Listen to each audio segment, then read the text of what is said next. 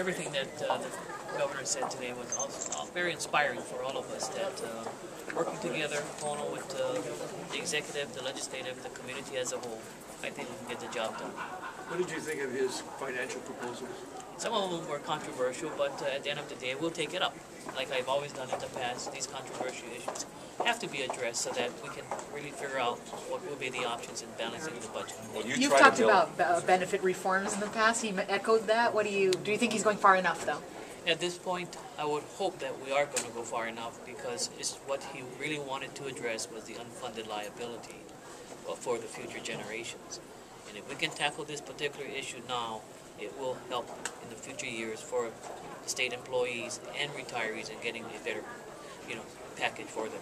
Last session, you tried to tax the retirees, overwhelming opposition. Right.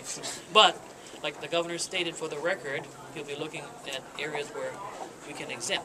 For those who have pensions at maybe $50,000 to $75,000 will not be taxed, and those with 75 and above will be the threshold. But that's a discussion and debate we'll have in regards of determining how much revenues can you generate if you're going to be taxing pensions.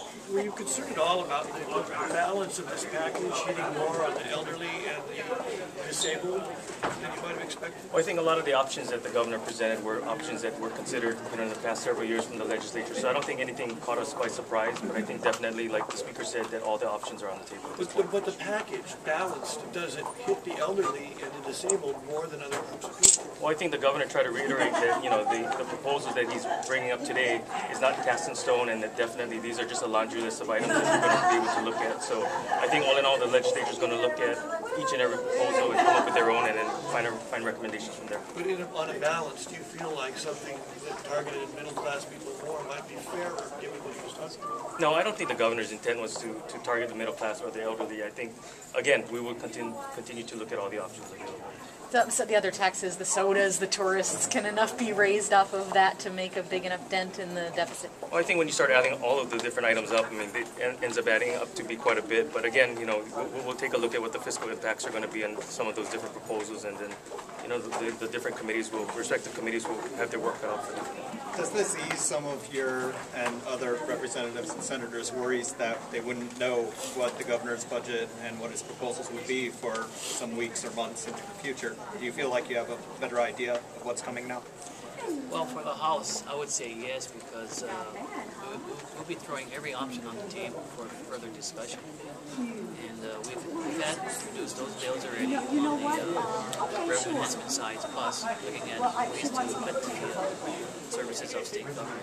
What the governor was really saying to the general public at large is this: we cannot continue on at the rate we are going. Revenues have plateaued, while expenses have gone up in the skyrocketing mode. And with that skyrocketing and flat revenues, we have that gap in between, which creates that deficit. So that's the reason why he really wants to tackle it for these next 2 years. There was no specific mention of civil unions. Did that surprise you? At this point, no. If you know what his position is, I think both the House and Senate will be looking into it very, very carefully. Thank you, guys. Okay, thank you.